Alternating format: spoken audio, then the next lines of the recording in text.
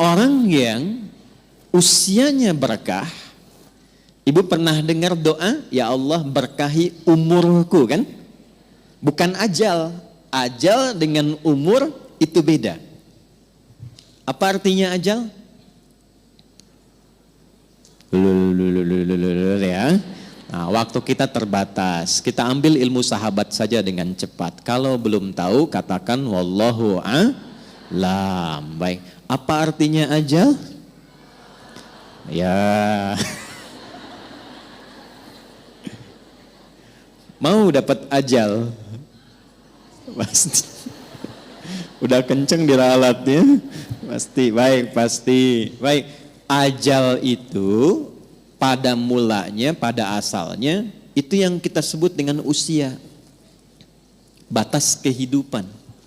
Ajal itu batas kehidupan. Jadi usia itu kalau dibawa ke bahasa Qur'annya, atau bahkan bahasa Arab standar, itu asalnya namanya ajal. Setiap kita itu kan ada ajalnya. Ada batas usianya. Dalilnya coba diambil satu saja. Quran surah ke-7 ayat 34 misal. Ya, Quran surah ke-7 Al-A'raf ayat 34. Walikulli ummatin ajal. Fa idza jaa ajaluhum la yastakhiruna sa'atan wa la yastaqdimun.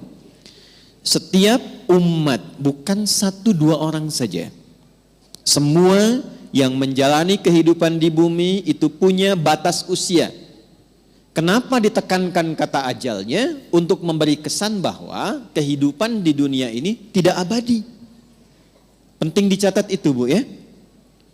Kehidupan di sini tidak abadi, akan ditinggalkan. Karena itulah ketika ditinggalkan, diumumkan kan, telah meninggal dunia. Nah, artinya ajal telah tiba. Baik, sampai di sini bisa dipahami. Nah, itu tidak hanya kita paham, tapi tanamkan dalam jiwa. Di sini tidak abadi, akan pindah ke tempat lain. Nah, pertanyaannya, ketika pindah ke tempat lain itu, meninggalkan jejak yang baik tidak di dunia. Ibu kan keluar dari sini, setidaknya baru keluar sudah dibincangkan kan? Masya Allah, jamaahnya rapi, tertib, nggak ada sampah ketika selesai kajian.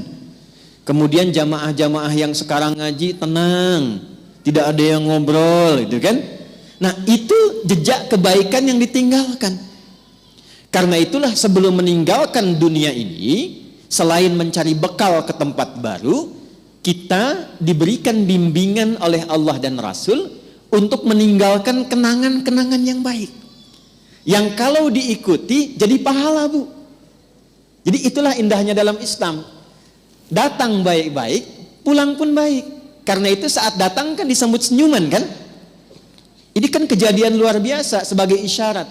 Bayi lahir, bayinya nangis, kok bisa orang yang menyambut senyum? Ya?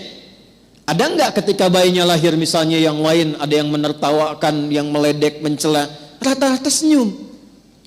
Tapi ketika meninggalkan dibalik, kita yang tersenyum, orang yang menangis. Kenapa? Karena kita bahagia meninggalkan jejak-jejak kebaikan, dan orang merasakan sedih karena kehilangan kebaikan itu yang dirasakan saat sedang dibersamai oleh orang baik itu. Nah, cara mengisi ajal supaya baik itu yang disebut dengan umur namanya. Jadi umur asalnya bukan usia artinya. Hanya diambil makna umum menjadi usia untuk memberikan kesan kepada kita selama menempuh usia itu isi dengan umur. Contoh begini. Ibu kalau ada yang tanya, umurnya berapa? Saya paham rata-rata 17 tahun ke atas. Ya, ada yang atas, ya? Ada yang atas, ada yang memang demikian. Tapi ketika kata umur itu muncul, itu maknanya 3. Nanti kita akan tarik ke kaidah dari Sayyidah Khadijah. 1, al-umur bimakna mengandung arti segala yang bermanfaat. Saya pakai kacamata nggak apa-apa Ibu ya. Ya, untuk jelas menulis. Biasanya saya kalau menghadap jamaah ibu-ibu saya lepas kacamata. Ya. Walaupun saya sudah berdoa kepada Allah dan sudah menanamkan pada diri saya, hanya istri saya yang paling cantik. Itu sudah doa saya yang paling utama. Ini live nggak? Tenang bun ya, aman insya Allah. Iya. Dan saya memohon kepada Allah demikian. Ya Allah, jadikan siapapun yang aku pandang tetap istriku yang paling mulia. Dan jangan pernah tanamkan pada jiwaku keberpalingan dari istriku dan ketertarikan selain apa yang istriku ridhai. Jadi ibu jangan berharap banyak kepada saya. Ya.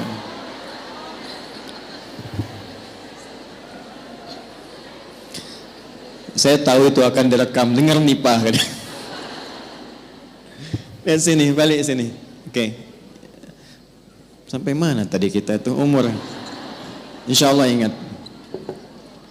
Segala yang bermanfaat. Ya. Baik, ini saya buka kaidah umumnya dulu untuk menunjukkan kesan di akhir nanti betapa Sayyidah Khadijah memahami ini. Lalu kita tarik kemudian praktek dalam kehidupan beliau, poinnya apa, itu yang kita simpulkan nanti dan dibawa pulang.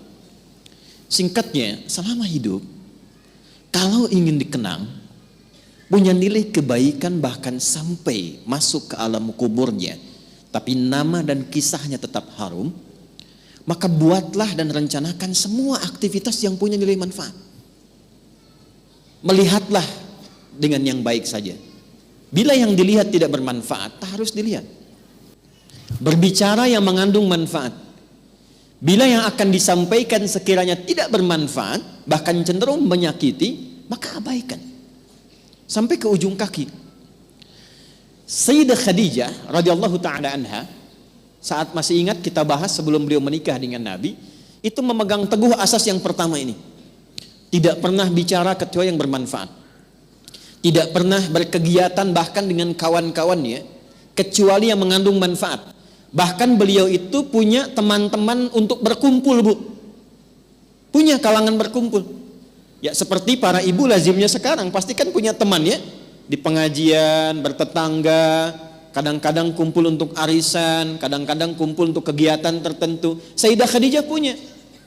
Tapi yang paling luar biasa, semua teman-teman Sayyidah Khadijah ini ketika berkumpul itu mendapatkan kemuliaan sifat dari beliau, sehingga viral di kalangan wanita-wanita Arab pada masa itu, bahwa kalau ingin melihat perempuan yang bermanfaat, inilah lihat kelompoknya Sayyidah Khadijah. Dan jangan kira kita samakan dengan era sekarang, tidak. Ibu jangan lupa, dulu itu jahiliyah, di mana perempuan itu pada umumnya itu menampilkan dirinya supaya mendapatkan ketertarikan dari para lelaki. Disebut dengan tabarruj namanya. Kalau pakai emas itu nggak tanggung-tanggung, misalnya 1,5 kilo tempel di kaki kanan dan kiri, supaya kalau jalan bunyi cek gitu kan, ada yang lihat. Pakai pakaian terbuka ya. Jadi kalau dilihat kondisi sosial pada masa itu, secara antropologisnya, secara budayanya, itu rata-rata perempuan, mohon maaf sekali, memang sangat terbuka keadaannya dan kurang menjaga diri. Tapi kalau sudah melihat Sayyidah Khadijah dan teman-teman beliau, itu semua hormat.